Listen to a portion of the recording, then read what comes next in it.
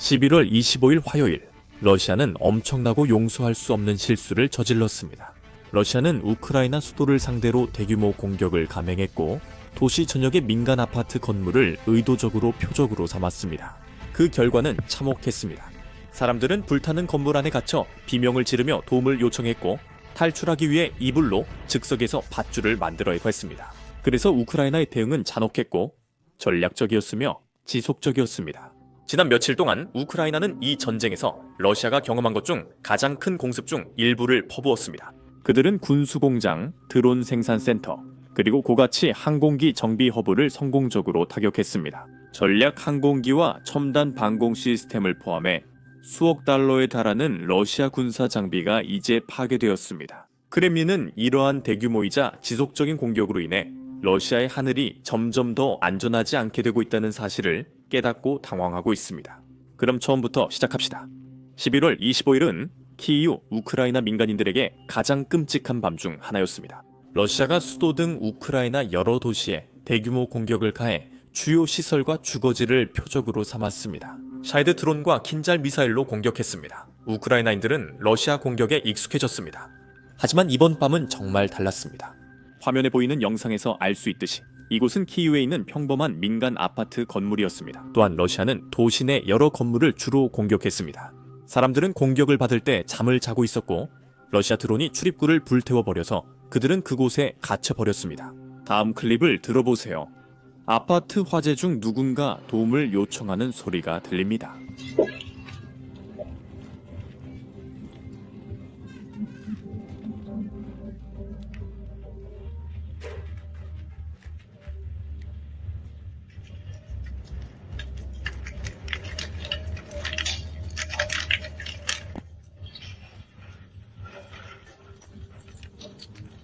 다음날 우리는 러시아의 공격으로 불타는 아파트에서 탈출하려고 사람들이 담요와 침대 시트로 만든 밧줄을 아파트 창문에 걸어놓은 모습을 볼 수 있습니다. 총 최소 7명이 사망했고 어린이를 포함해 20명 이상이 부상을 입었습니다. 구조 작업이 아직 진행 중이기 때문에 인명피해의 전체 규모는 여전히 조사 중입니다. 다음으로 아파트 공격 다음날 주민들이 인터뷰하는 장면을 준비했습니다. 그리고 여러분께 꼭 알려드리고 싶은 것은 러시아가 우크라이나 민간인들에게 압박을 가해 스스로를 계속 지키려는 의지를 꺾으려 하고 있다는 점입니다. 하지만 실제로는 러시아의 아파트 공격이 정반대의 효과를 내고 있습니다. 직접 들어보시죠. 건물이 공격당했을 때 새벽 2시에 당연히 무서웠어요. 우리는 주차장으로 달려갔어요. 주차장에 몇 명이나 있었나요? 정말 많았어요. 정말 많았어요.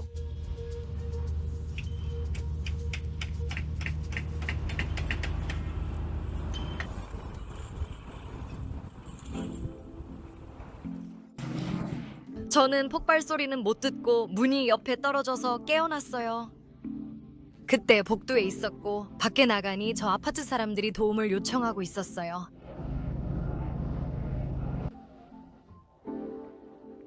우리는 너희들의 심리를 잘 알고 있습니다.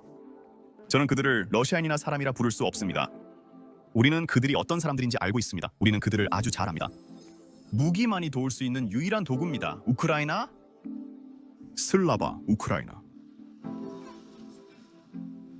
이것은 우크라이나 수비대가 러시아 내의 군사 및 전략적 목표물에 대규모 드론 공격을 시작했을 때입니다.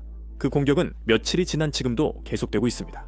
아재 첫 번째 물결입니다. 이 부분은 이전 영상에서 이미 다뤘지만 화면에서 모든 드론을 볼 수 있습니다. 지도를 보시면 알 수 있듯이 이번 공격은 주로 흑해 연안의 러시아 남부를 목표로 했습니다. 자, 이제 이 첫 번째 공격의 여파를 살펴보겠습니다. 우크라이나 드론이 크라스노다르 지방에서 군수 공장과 실험용 A-60 항공기 등 모든 시설과 그 외 여러 곳을 타격했습니다. 어떤 피해가 있었는지 살펴보면 타가란의 항공기 수리 공장과 드론 공장이 타격을 받았습니다. 러시아 시민들이 올린 영상에 따르면 폭발이 여러 차례 있었다. 대형 화재도 발생했습니다. 목격됐지만 러시아 당국에 따르면 모든 드론은 모두 격추되었다고 합니다. 러시아 방공망으로 격추됐다고 합니다. 저희가 이미 영상에서 실험용 A-60 항공기가 파괴된 사건을 다뤘지만 이제 새로운 정보가 들어왔습니다. 우크라이나가 인류신 76 항공기도 파괴했을 가능성이 높고 그뿐만 아니라 S-400 방공 미사일 발사대도 표적이 되었습니다. 그 지역 러시아인들에게는 정말 혼란스러운 밤이었습니다.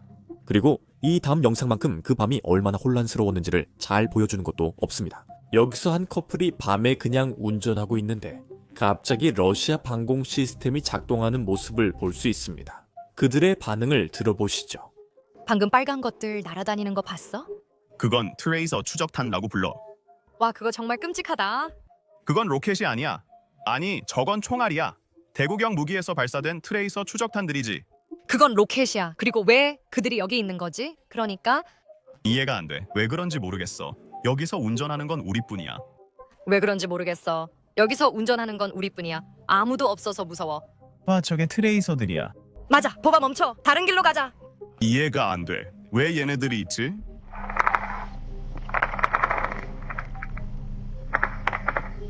조용해? 아니 꺼버려. 이건 끔찍해. 우리 진짜로 공격받고 있어. 보바 후진하자. 보바 후진하자. 어디? 어디로 후진해? 보바 멈춰. 지금 많은 러시아인들에게 이건 전혀 대단한 일이 아니야. 왜냐하면 다음 영상에서 배경에 스타워즈 같은 일이 벌어지는 걸 볼 수 있어. 하지만 일부 주민들은 아무 일도 없는 것처럼 그냥 돌아다니고 있어. 이 세상은 정말 이해할 만해. 나는 오직 하나의 평화와 조화만을 찾고 있어. 아까 말했듯이 이 공격은 계속되고 있어. 그리고 그 말은 바로 다음날 우크라이나 드론이 다시 돌아왔다는 뜻이야. 그리고 이번에는 러시아 공장을 대상으로 공격이 이루어졌어. 공격받은 곳은 베니르 공장이었어. 발음이 맞다면. 여기는 기본적으로 러시아 순항 미사일, 러시아 드론, 그리고 다른 모든 종류의 미사일에 들어가는 소프트웨어와 하드웨어를 제조하고 공급하는 곳이야. 이 공장은 주로 미사일, 드론 조종용 안테나와 부품을 생산해. 또한 이 부품과 소프트웨어는 우크라이나 전자전 시스템 회피에 도움을 준다. 그래서 우크라이나와 우크라이나 민간인들에게는 정말 엄청난 타격이야. 이 공장이 파괴되었거나 적어도 손상되었기 때문에 우크라이나 민간인들은 좀 더 안전하게 잠을 잘 수 있을 거야. 이제 이것이 추수감사절로 이어지는데 추수감사절 밤에 우크라이나는 이번 전쟁에서 가장 큰 공격 중 하나를 감행했어.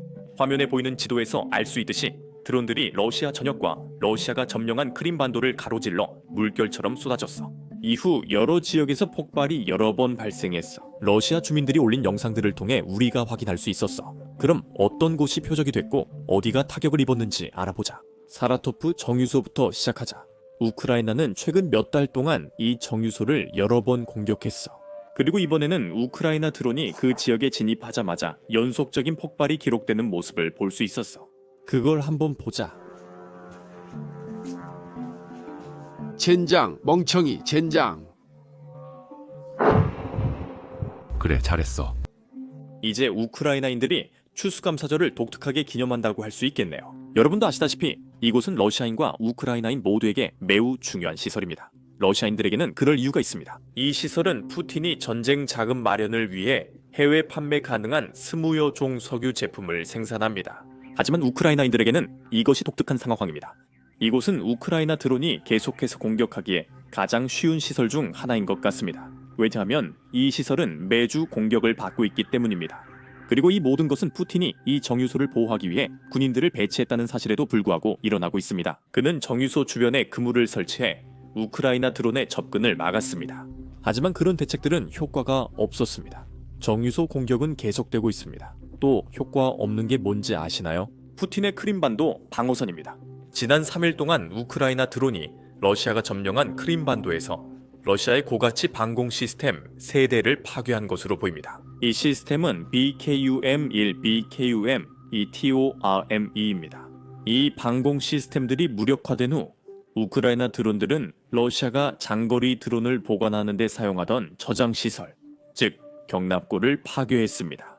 또한 이 드론들의 지휘 통제 센터와 그 지역에 있던 군용 트럭도 공격했습니다. 왜냐하면 만약 자유롭게 행동할 수 있다면 보이는 모든 것을 파괴하지 않을 이유가 없으니까요. 그래서 분명히 이것은 우크라이나 드론과 우크라이나 방어군에게 큰 성공이었습니다. 이 모든 것은 푸틴이 자신의 방공망을 지키지 못했기 때문입니다. 이제 여기에 더해 러시아 국경 지역으로 돌아가 보면 우크라이나 드론이 로스토프 지역에 있는 500kW 변전소도 파괴한 것으로 보입니다. 이 변전소는 남부 러시아 전역에 주요 전력을 공급하며 로스토프 전력망과 남부 전력 시스템의 중심부를 연결합니다. 이 변전소는 돈바스와 로스네프 지역에 에너지를 공급합니다. 몇 시간 전 이 내용을 정리하고 있었습니다.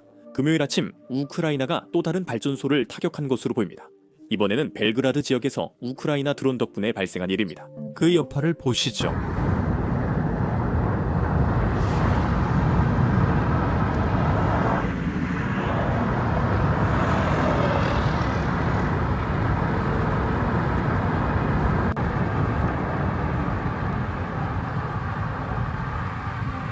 이런 영상, 즉 드론 공격 장면을 많이 보여주는 영상을 만들 때의 문제 중 하나는 비록 인간이나 러시아 군인들이 다치지 않더라도 있다는 점입니다. 유튜브는 보통 영상의 수익 창출 제한을 걸거나 제한 조치를 합니다. 지난주에 올린 전쟁 관련 영상 4개가 수익 창출이 제한됐습니다. 유튜브에 따르면 드론 공격이나 전선 촬영 영상은 광고주의 부적합에 제한된다고 합니다. 하지만 이것이 현대 전쟁의 현실이고 우크라이나인들이 싸우며 살아남으려 애쓰는 전쟁입니다. 그래서 저희는 이를 다루는 것이 중요하다고 생각해 베이식스 인사이더 플랫폼을 시작했습니다.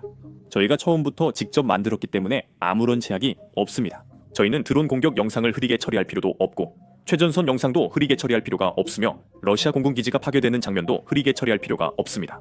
저희는 사이트에 광고를 전혀 싣지 않습니다. 그렇게 하면 광고주들이 저희가 다루는 내용에 불만이 있어도 저희가 스스로 검열할 필요가 없습니다. 저희는 광고 없이 여러분의 후원으로 사이트를 운영합니다.